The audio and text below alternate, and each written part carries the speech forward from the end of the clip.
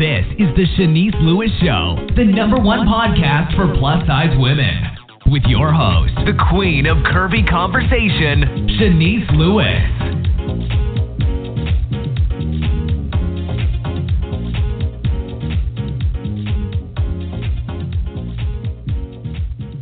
Welcome to the show. I'm your host, Chenese Lewis. Today is Monday, June 6, 2016.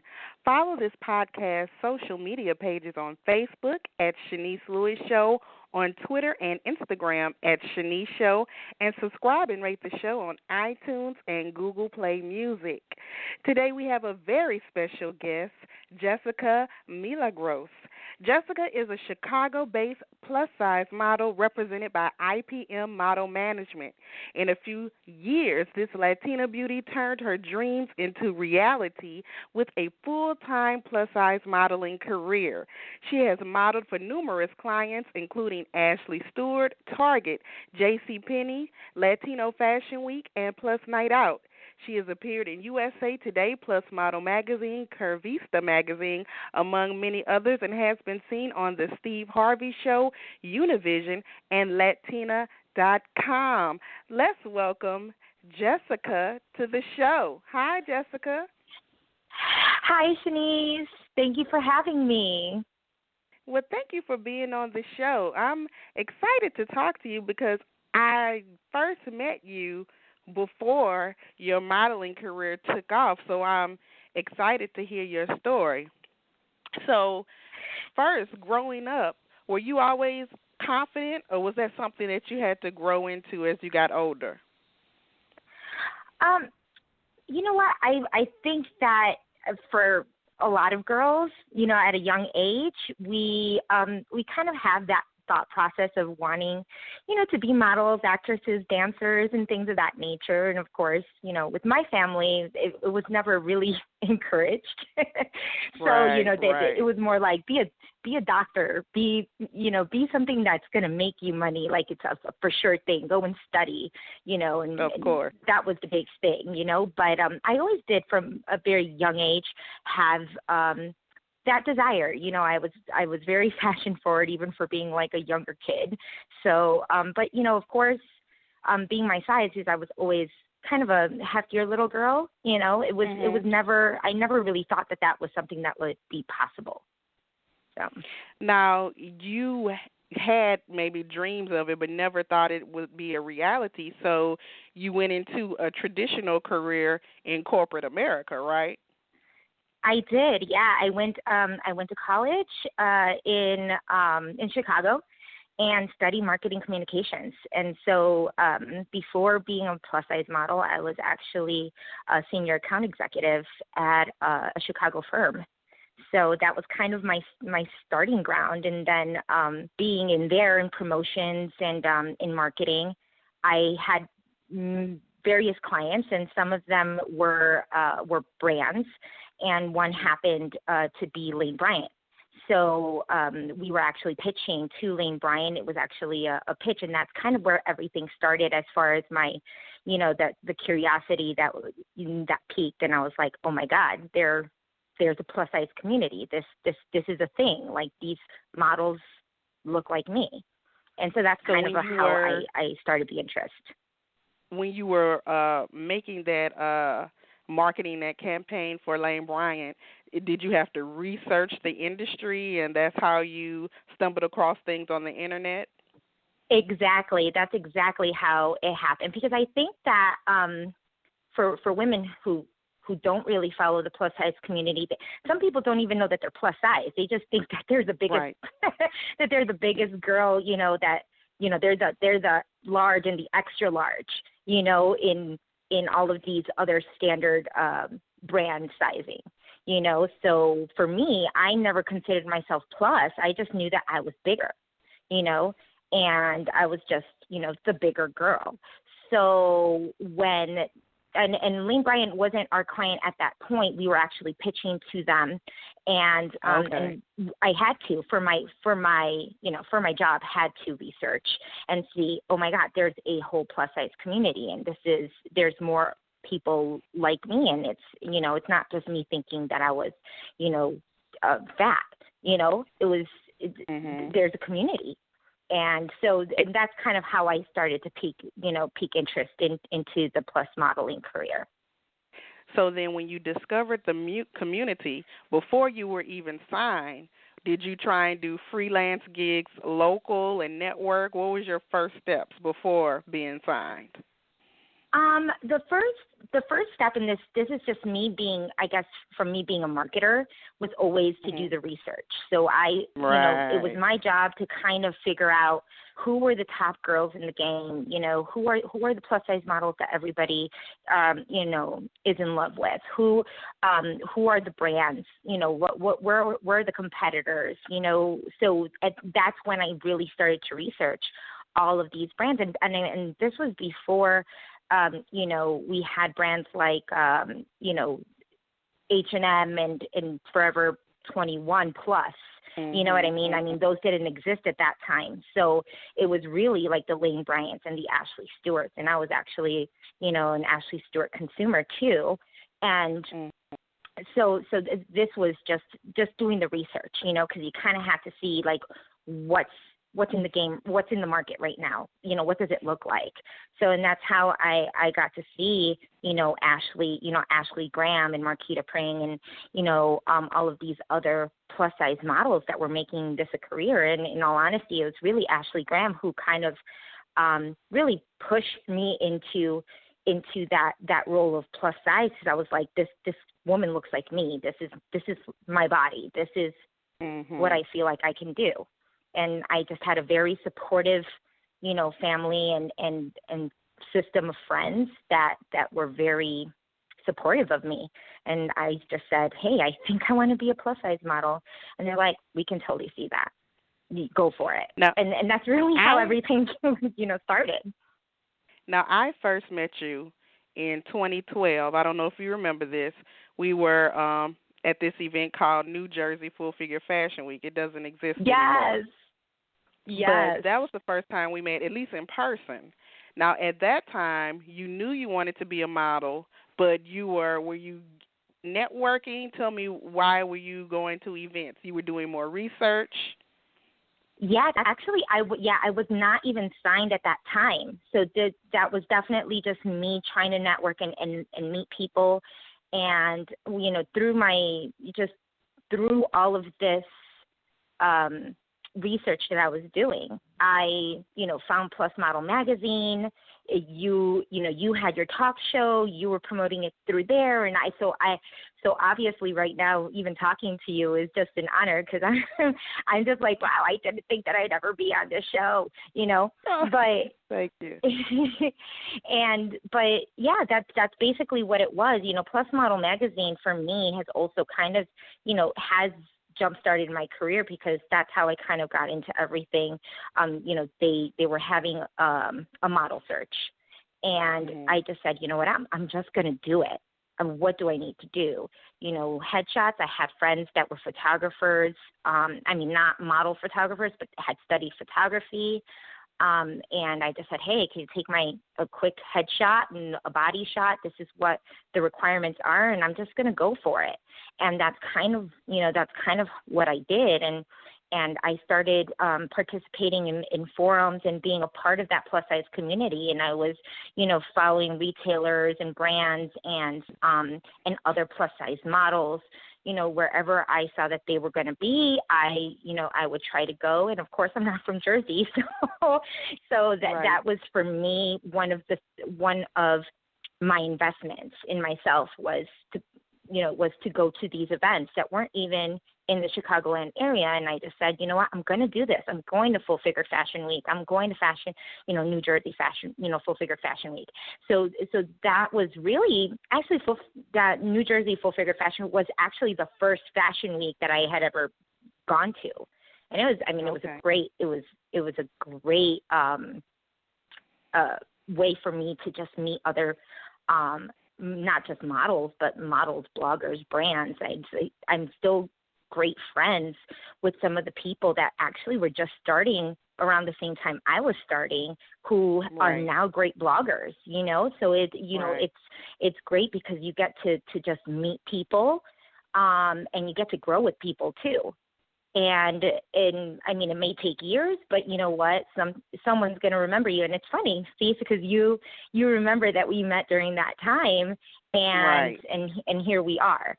So you are able to kind of see, and you're able to see every model's progression, you know, from where they start to where they are right now. And I think that's a beautiful thing. And that's one of the most important things you can do, is really go and network. Because a lot of models, I feel, or models that start off, always ask, like, how do I start? But really, that's how you start. You try to figure out where you have to go, what you need to do, who's doing what.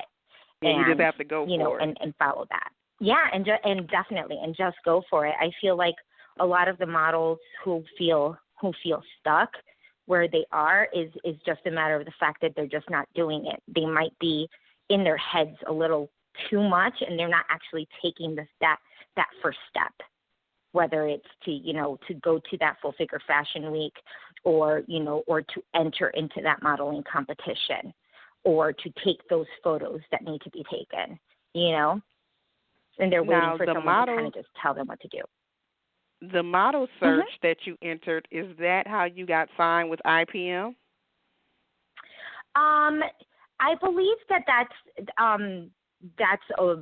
a big factor. I mean, like I won second place out of the 2,000 entries, so I didn't get the top grand prize. But like we all know, even with singing competition, sometimes the second and the third runner-ups get just as good compensation. So I'm still very blessed for that. So just the exposure of being second led you to an agency. Exactly.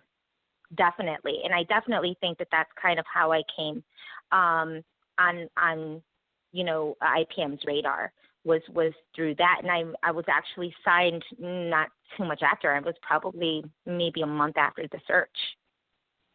Now, after you got signed, how soon after did you start working? Well, that's a good question. I've worked.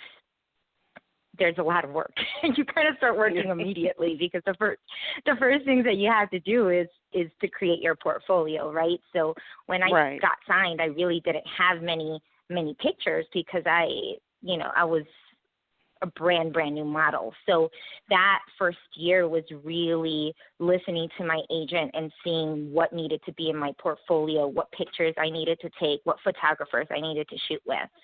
And I'd have to say, that first year was definitely her taking that chance, investing in me and working with me to kind of mold me into the model I am right now.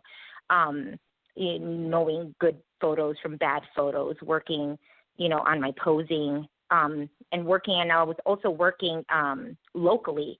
I was working locally with a few boutiques, Blair Boutique and Boutique LaRue, and with them, I was able to, shoot commercially with them as far as like e-com stuff and some editorial pieces, and I was in Milwaukee Magazine with Boutique LaRue, and I shot with, Tadashi Shoji and Adriana Papel and Karen Kane. And so those things, I was working kind of simultaneously while building up my portfolio. But when I actually started, what they would say, got my first big gig, was exactly probably a year after I got signed, and that was with Ashley Stewart. Okay. Yeah. So how important is it, you think, is it to have your agent to help mold your career and shaping you into a professional model? Oh, I think that an agent's job is so important. It's and of course, you just every model works with their agent to a different capacity, and I just think that an agent, when an agent really believes in you, and that is first and foremost the most important, that you feel that you're being supported by your agent, and because if your agent doesn't believe in what you're doing or doesn't see it, then obviously they're not going to push for you as hard as they would other people. So it's very important to really listen to your agent and understand, where they're coming from, because sometimes with newer models, I remember she would tell me things and I'm just like, I wouldn't know what that meant, and I would probably think, oh my gosh, this is crazy. Like, what does she, what do they want from me? But now looking at it at a place where I am now, it totally makes sense. And I've seen the growth, and me and my agent have even talked about, the growth I've had in the past 4 years, and it's tremendous, and just from seeing the differences in the pictures that I take in, and we're able to kind of look at them and see like how far I've come, or even like how many more pictures or how many more shots I've taken where pretty much every picture is usable. You know what I mean? And then that is kind of a great, that's kind of a great accomplishment for a model, is to make sure that when you're testing or when you're working with a client, that 1, 2, 3, 4, 5, 6 in 6 shots, you will be able, that client has it, that they're not shooting a ridiculous amount of times, to say, okay, I think we have the shot, and that it takes practice. And for a model that's just starting, we want to be there like yesterday, and we probably think, oh, well, this is my look, this is what's going to sell, and an agent can have a completely different, point of view on that. And it's really important for the model to have an open mind and really take into consideration what the agent's asking for. If it, if it's cutting your hair, if it's dyeing it, if it's, to work with a certain photographer, if it's to, to shoot a certain way, or to, these are all things that models will maybe want to fight a agent against, and be like, oh, why do I need to do this? Why do I need to do that? But I think agents really, really help. And if you're not signed to an agent, I still think you could definitely work, but it's always working toward getting an agent and knowing that when you're signed, that's not when the money happens. It's not, oh, I got signed and there's no more work to be done. It's like, that's when the work starts. That's when you have to show. That's when you have to show up. That's when things get, to a point of professionalism where a client can take a photo and know that you're going to be good on set for a whole 8 hours, and get that shot for them. You have been doing great being signed with IPM Model Management, because you are consistently working. Your clients are getting bigger and bigger. Now, I know that you quit your day job and now you're modeling full time. So when did you know that your modeling career was consistent enough that you could quit your day job? Or did you know and took a leap? I don't think I knew. I pretended like I knew, and I just went for it. But you're absolutely right. It's a very scary thing. Did we say that, if you want, do you want to be a model? Someone told me, do you want to be a professional model, or do you want to model as a hobby? Because if you model as a hobby, it's definitely going to cost you more money. You're going to be spending a lot more money in just making it a hobby. So I kind of had to make that career move. It had been 2 years in. I was working somewhat consistently, but I knew that with my marketing job, because the marketing job is, it's very time consuming and demanding.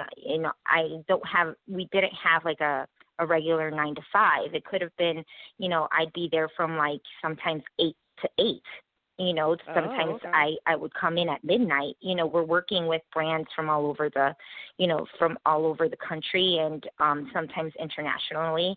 So it's kind of like you get the work done when you need to get the work done. So I had a 24-hour pass. It wasn't a 9 to 5. But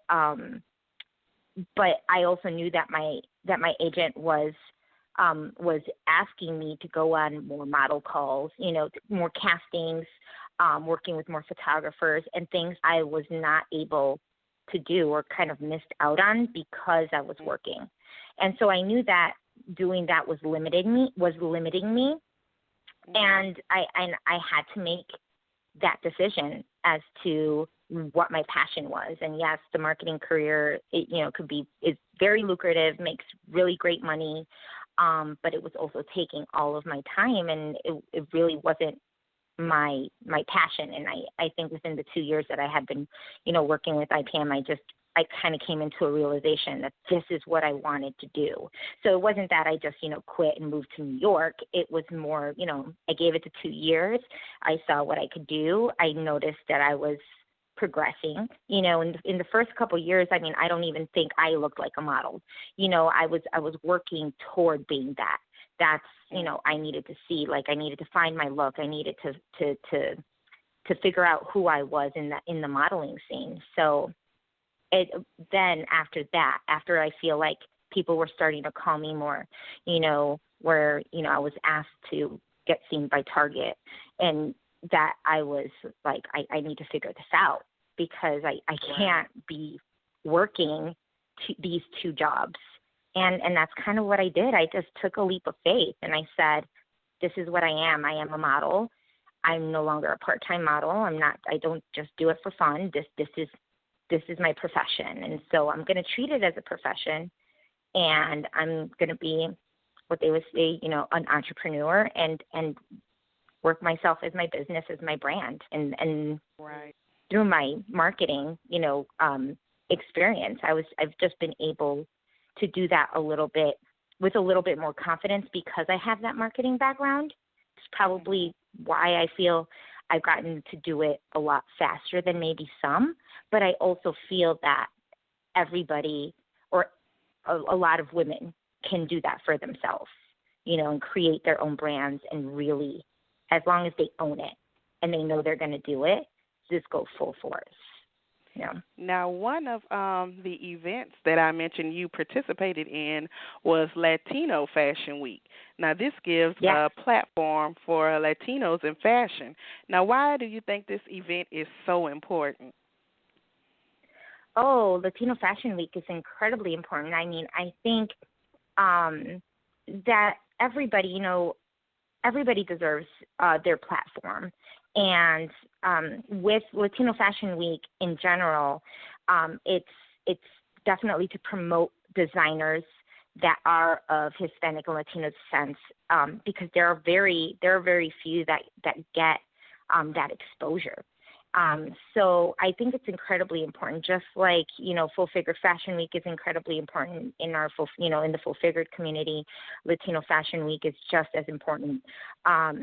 To be able to just get that message across. And I was, incredibly honored to work with them. I was, actually working with them the same year that, Lorna Litz and Rosie Mercado from Curvy Girls were at Latino Fashion Week as well.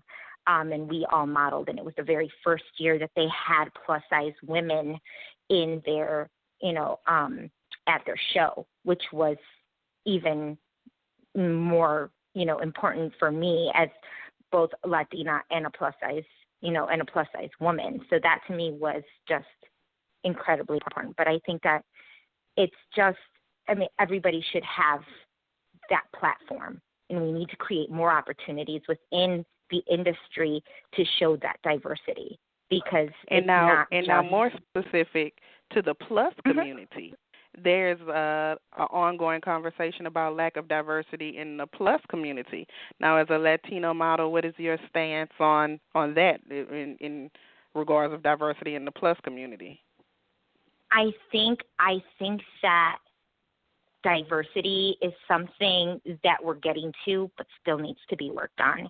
And diversity in all aspects. We're not just talking about we are talking about having, more Black models, more Latina models, more Asian models, and, not it just being, the blonde hair, blue eye that we see, on TV, in the media, and everywhere else. There needs to be a diversity for that, but there also has to be a diversity with sizes.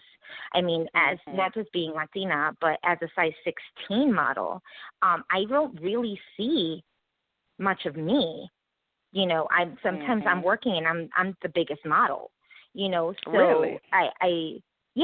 Definitely. I think a lot of brands like to say, or not brands, but, the media likes to say size 16, and I don't really believe that some of those models that they call a size 16 or a size 16. Yeah, because I was going to say I thought a size 16 model was a popular size that was getting booked these days. But you think they kind of embellish it and they're smaller?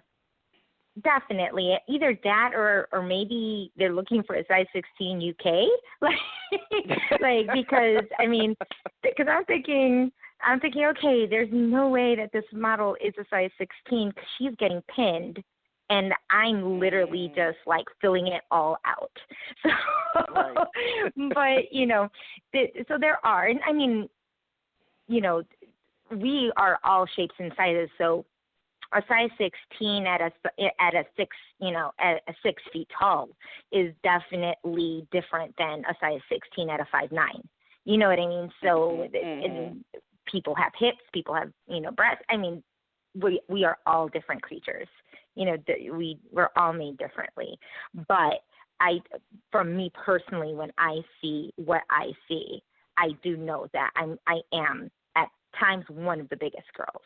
And that's okay. But I would definitely love to see, more 16s, more 18s. We do need, I was very fortunate to work with JCPenney and, work with the size 24 model. And I think that is necessary because right. We just need that. We need that diversity, and women need to see themselves in each and every one of the models. So you are still based in Chicago, right? You never relocated. No, I am in Chicago. I've been blessed to have family in New York and in LA. So as of now, home base for me is Chicago. That's where my family, where my immediate family is. And at times, if I have to, I stay in New York for anywhere between 3 weeks to a few months, and in LA as well. So it's kind so of how wherever they often do need you me. think you fly in and out of Chicago? How many times do you fly in a month? Talk about A-list status member here. I'm I get a lot of frequent flyer miles going on. Tomorrow I leave to Dallas. So it's it doesn't even matter if it's New York or LA. They're flying me to Texas tomorrow. So I have to say that I'm out about maybe once or twice every couple weeks. It all really depends. Sometimes I'm actually on a plane at least 2 to 3 times a month. Well, good thing you're not scared of flying. Which is great. No, it's so funny because my mother was like, "Oh man, you're on a plane about as much as you can hail a taxi cab," and I'm like, "Yeah," and I'm very used to it. Knock on wood, I don't need any tranquilizers for the anxiety or anything, which helps. But I have also, there have been times where I've also driven to where I needed to get to. And really? Being that Chicago is so central, it's just things that you have to, to do when you're a model. And if I can't find something, I can't do it. If it's a bus or if I have to drive there, I've done a 14-hour drive to New York, and it's the things that you have to do, and it's what you have to get done, and I think that's what kind of separates, some models from others. And I take my I take my job very seriously. So if my agent says, hey, I need you there tomorrow, I mean, unfortunately, I've gone through family, deaths in the family, and I've gotten calls from my agent and to say, hey, we need you tomorrow. And it's like, I'm on the next, I'm on the next flight. So, I mean, it's definitely not for everybody. It's not as glamorous as some people think, but those that do, that do value it, that do have a passion for that and really, really want it, go the extra mile to get what they, to do what they need to do. Because, I mean, there's not a client in this world that's going to, know whether or not you have, a death in the family or whether, you missed your flight or whatever you did, they're just looking at it as a no-show, Right, they don't care. It, yeah, I would say that some people care if you have, if they know you, if you work with a client, that knows your work ethic. But if you're starting out, then no, then how many women want to be models? Right. When I think about it, I think that I'm incredibly blessed to be even in the top, 50 to 100 models that are working, because there's thousands of girls that want that slot. Thousands of girls that live in New York that want it. So I know that if I don't live in New York, or if I don't live in LA, or if I don't live, wherever they are, then I need to work that much harder to do what I need to do and get in there. And then when I'm on set, I work. So what is your ultimate goal with your career as a plus-size model? Wow. Well, every year is different. And so, last year it was to get more, more clients, and slowly but surely they're coming in, and I'm super grateful for that. And it's to have consistent clients. It's definitely not just wanting to work with somebody once and never work with them again. I think, as a model, I want to have those brands that I'm able to work with on a consistent basis, who know me, who know my value and my work ethic. And, I would hope to just want to get to a point where I am just maybe gone every week, or, working with, 3 or 4, clients a week. I mean, people might think that we work a lot, but, with some models, it's not necessarily the case. It's always trying to find, your next, what the next step is. So I just want to make sure that I keep my clients happy, and, that they continue to work with me as I, hopefully get bigger and, have a consistent fan base, or people that I can mentor. Right now, I'm actually working with mentoring some models. I think that Chicago is a very underdeveloped city. There's a lot of women that have, that have talent, or maybe have that look and don't know where to start. And I'm very big on wanting to mentor, just as I was mentored by a model when I started.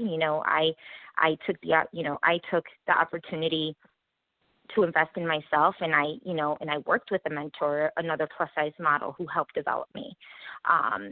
And I'm very grateful for that. And I think that that's kind of, one of the side things that I'm doing is just, working with other models, teaching them how to pose, what their portfolios should look like, and hoping that they can get signed to an agency. I've helped some girls, with that connection that are signed right now to some great modeling agencies.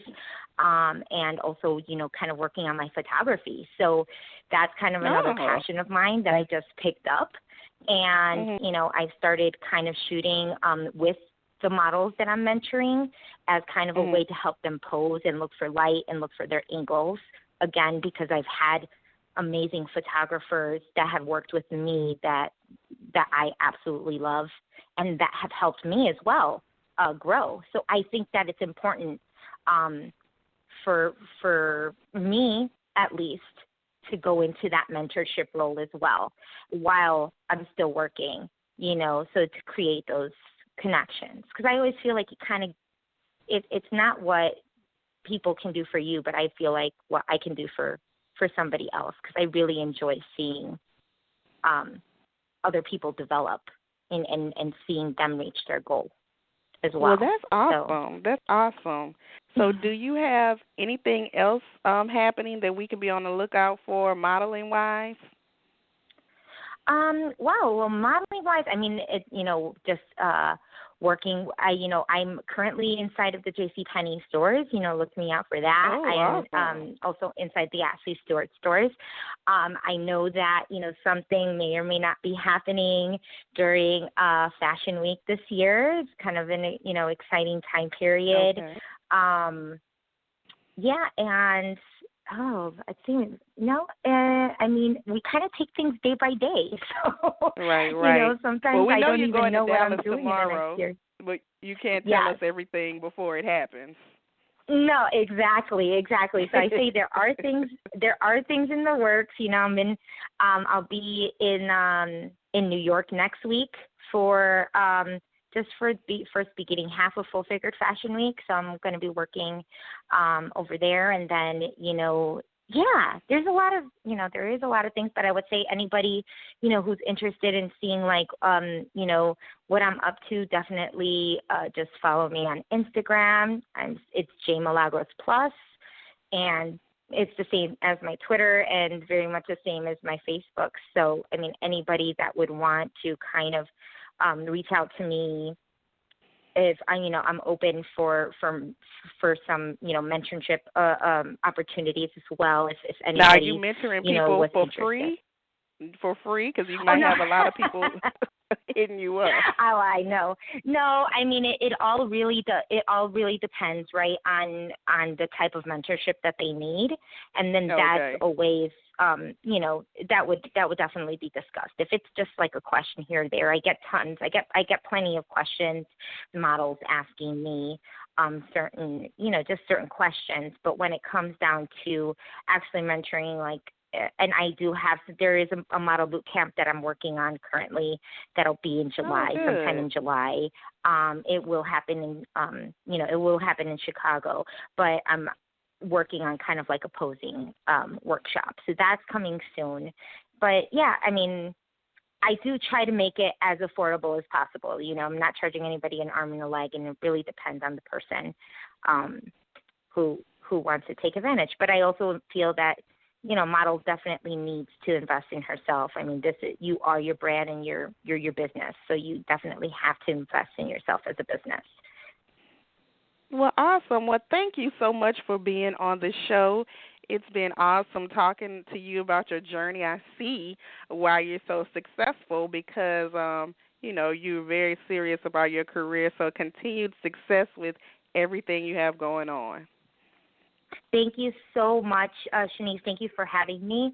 Like I said, this was definitely on my bucket list to be on this show. So I'm really glad that we were able to talk, and hopefully we'll talk again soon. Yeah. Well, enjoy the rest of your night. You too. Bye-bye. Bye. And thank you to our fabulous guest this evening. And again, if anybody's interested in booking Jessica, she's represented by IPM Models, and their website is ipmmodels.com. And if you haven't already, don't forget to like the fan page on Facebook at facebook.com/Chenese Lewis Show. I've been your host this evening, Chenese Lewis. Thank you for tuning in and supporting. Until next time, keep thriving in your curves and be blessed. You've been listening to The Chenese Lewis Show. For more info about the show, visit CheneseLewisShow.com.